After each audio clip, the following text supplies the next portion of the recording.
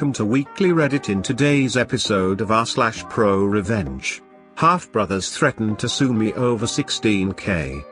It costs them 158k and possibly their parents' marriage. How I got even with a crap former coworker that wanted to spread rumors. Half-brothers threaten to sue me over 16k. It costs them 158k and possibly their parents' marriage. When I, 25F, was 3, my grandparents passed away. They set up a savings account in my name. The account was meant to be accessed by me when I was 21. At that point it contained just over 300k. My grandparents left me a letter saying they would like me to share the money fairly with any other Smith-Jones children, meaning my full siblings. Dad's a Smith, Mum's a Jones. By fairly they meant that they wanted me to assess the situation and judge for myself what was fair. I never had full siblings, but I have 2 half-brothers, Mac and Joe Smith, who are dad and stepmom's kids. Due to the specific wording my grandparents used, I legally never had to give Mac or Joe any money. However, I see Mac and Joe as my brothers, and as the money came from our grandparents, I felt that the fairest thing would be to assign each of us 100k, so we all got an equal-sized lump sum, and I figured that when Mac, the youngest, turned 21 and took his 100k, we could split any remaining money. When I turned 21, Dad suggested I buy a house with my 100k. I found a place I loved, but it was 130k and I couldn't get a mortgage, so Dad said I should borrow 30k from the account. I did, figuring I could pay it back before my brothers turned 21, and I have been repaying it. The account should be at 208k right now, but due to me withdrawing and then repaying that money it's at 195k, so I still owe 13k. Joe turned 21 recently, and as I was giving him his 100k, Joe noticed that there was less in the account than there should be. I explained and said I was going to put it all back before Mac, now 19, turns 21. Joe told Mac and both boys said I stole from them and owed them the full 13k back plus 3 grand of interest that they felt they would have gotten, and they wanted it all paid by this summer, which gave me less than 6 months to bring the account up to 211k. I said I'd do it, but over 2 years as planned. The boys then wrote up a contract to that effect. I went to sign it, until I saw that it said 6 months to pay it all back. I wouldn't sign as we agreed on 2 years. They said I should figure it out as they were entitled to that money and would be seeking legal advice. Later that day I got an email, clearly written by them, saying that they intend to sue me for the 16k, plus whatever is currently in the account, and additional damages and emotional distress on top of that. At this point in time, I'd given Joe about 50k of his 100k, because he wanted it in installments. I responded that legally, they were never entitled to any of it, and given their attitudes, I'd say they've already received an amount I deem fair, so that 50k was all they were getting. I then got a barrage of texts, calls, and emails yelling at me for going back on our deal. I blocked them. They then took to social media, saying that I was trying to screw them out of their inheritance and rallying our extended family into harassing me over this, and it mostly worked as a lot of people messaged me. However, I got a message from this guy called Chris Smith. Chris said he was 27, and claimed to be my half-brother. I had never met him before, but he sent me photos of him as a kid with our dad, grandparents, and me. He showed me that he also had an account with 150k in it, and a scan of a letter from our grandparents, saying this money was meant to be shared fairly among Dad's illegitimate children. Chris also told me we have another half-sibling, who is 18. He'd been looking for me for a while, but only found me when Dad shared Joe's post which had me tagged. We checked with the solicitor to make sure, and as the boys are legitimate, they aren't entitled to anything in Chris' illegitimate kid fund, and as they are my half-siblings, they aren't entitled to anything in my Smith Jones kids fund, either. I sent the boys a letter formally telling them to back off, stop posting about me online, and enjoy the $50K because it's all they're getting. The day they received the letter, Chris got a PM from Dad, asking if the boys can have some of Chris' fund. Chris also said no, and told Dad we'd met. I told Mac and Joe about Chris and our other half-sibling, with Chris' permission. So it looks like my grandparents, knowing about Chris before they passed, set up two funds. One for the kids Dad had with my mother, who was still his wife when they passed, and one for children born out of Dad's affairs, presumably to make sure no one tried to screw anyone else over out of hurt feelings. I'm getting a lot of shit, but holding firm on my decision. The boys have realized that I won't back down on this, and it sounds like I've caused a schism at their house, as Joe has all the money and no intention of sharing, so Mac is now feeling twice as screwed. Plus Stepmom apparently did not know about the other half-siblings, or that my half-sister was born after she and Dad got married, and she's made Dad move into a hotel. It sounds like Dad is looking for a long-term living arrangement outside of the family home, because it looks like she's not letting him move back in. Dad is begging me to reconsider, but honestly I'm done with all of them except Chris and my sister. How I got even with a crap former coworker that wanted to spread rumors. Obligatory on mobile. Okay, so I was recommended to post this story to this sub.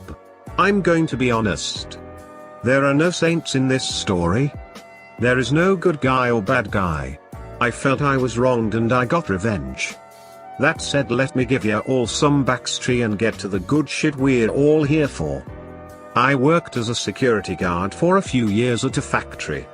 My last year I had made site supervisor and ran the guard booth. We were contractors. Our contract was simple. Make sure everyone who comes in is logged, watch the cameras, call bigwigs to pick up their visitors. Every now and then we did a walkthrough or some paperwork. Simple. And it leaves you with a lot of relative downtime depending on your shift. During my tenure I made a few friends, a few enemies, and got along with most of the people working there. It's surprisingly easy to investigate incidents when people like talking with you. One of the enemies I made was a supervisor. Let's call him Ted. Ted had worked his way up from a line worker and felt that since he had made his way from nothing he deserved his ego. He had squared himself firmly against anyone he couldn't control, and I never gave him his due. We all know his type. Now Ted treated his line workers pretty poorly. And more than a few came to me to report his misconduct. One of our duties was to log any of these complaints as an incident report, submit a copy to the factory admin, submit a copy to our company, and then file the original. Ted had his own folder in that drawer. Ted did not like this. Ted did not like me. At the start of COVID we lost most of our staff in the booth. We were down to 3 guards trying to cover a 24/7 schedule. We did a lot of 12-hour shifts starting from March going all the way to October when I left. My company struggled to fill the missing spots, hiring 2 guards during that period. Neither lasted more than 2 weeks. October came, I was burnt. Then both my remaining guards quit. I don't blame them in the least. I immediately turned in my 2 weeks and refused to work more than 12 hours a day. After I turned in my notice, my company scrambled to replace me and the missing guards. They got my replacement at the start of my last week and she started on a Sunday. I trained her for 1 day and she never came back. I discovered on my last day she had claimed that I intimidated her and made her uncomfortable. She told my boss she didn't feel safe around me. Now I was livid at this. I have never mixed business and pleasure. I'm a big guy, I work out. I have never had those intentions at work. It was a major joke anywhere I've worked because my tagline has always been I don't shit where I eat. I was burned out. I had an amazing woman I am now dating who was coming out to see me in 2 weeks. I had spent hours training this woman. I had her scheduled during my shift for the entire week so I could walk her through everything to do with the job. I had squared off with the factory admin to keep it that way. I was doing everything I could to help her cause she was coming into a major fucking mess. Admin was looking for a different contractor. Supervisors were trying to access our files. We had shit tons of sensitive information that would have let anybody move up the ladder quick. Or at the least remove a lot of competition. It was chaos. At this point, I hadn't had a day off or a good night's sleep in 3 months. And the boss I had only ever talked to over the phone had arrived in person to tell me this shit. I had almost been terminated over this on my last fucking week. If I didn't have the work ethic my father taught me, I would have walked then and there. I finished my day and walked away, never intending to think of that job again. Now the story should end here. But it didn't, and this is the juicy part you all are hankering for. See, after I left, a few friends kept me up to date on the going-ons.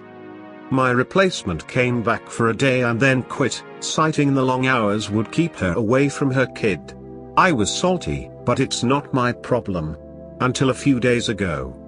See, Ted had found out about her allegations and began spreading rumors I had been terminated for sexual harassment. He then told people that I was a serial harasser and had caused a former female employee to quit as well. She had left as I had gotten the site supervisor job over her. I had seniority and she had a dirty disciplinary record. She had a few incidents that had nearly gotten her fired. I didn't like this, especially given that 2/3 of the incident reports I had on Ted were for sexual harassment. What Ted didn't know is that I don't like being fucked with. While I'm quiet and unassuming, I had plenty of time to build my MAD folders. Little personal history. When I was a computer tech, I had been royally screwed over and nearly fired by my then boss. He gave me directives that were a violation of company policy, bad enough that when they came to light I was given an immediate final written warning. Since I had no proof he told me to do what I did, I shouldered full blame. Since that day I have created mutually assured destruction folders, MAD folders, on anyone that I felt would try to fuck me. Ted was one such person. All the originals of my folders are kept hidden in online storage and most are never touched. But Ted pissed me off and was threatening my future job prospects. Reputation is everything. So I opened his folder. I had access to the camera system at the factory. Folks, small town factories are disgusting. People do shit you wouldn't believe. One really popular thing to do is fuck in the parking lot. Ted had built a little harem for himself by giving better line positions to women that gave him a little action. And I had pictures and video.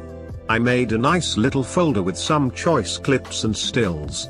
Then I sent them to his wife and oldest daughter. Dude is 20-ish years married with 4 daughters, 2 in college, 1 graduating in a year or 2. No clue what happened there, but I doubt it's going well for him. And that wasn't the end. I wasn't satisfied.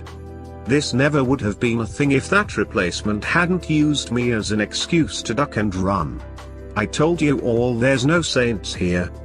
During her one day of training, my replacement had asked me about cell phones with good cameras and a bunch of weird policy questions.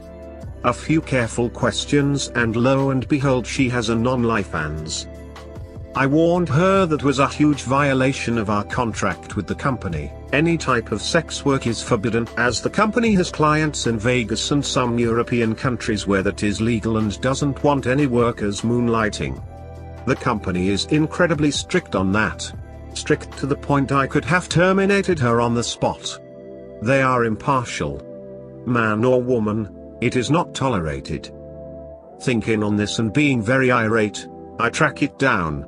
And she was nice enough to have links to her premium Snap. I bundle this and send it to 3 groups. My previous employer, the IRS, and her ex. She had been in a protracted custody battle with him, and our state is a little conservative. Judges here do not look favorably on sex workers. Most have a prejudice that the women are hooked on drugs and will harm the child. And I just gave her ex evidence of sex work and possibly tax fraud. If his lawyer can't get at least split custody, no child support, that on the ex for being a piece of shit. So that's my story. Let me know if you all feel this is pro-revenge or not. Cues honestly, I'm not sure if I went far enough. Edited for better formatting by popular request. Don't forget to subscribe so you can stay up with the best content from Reddit.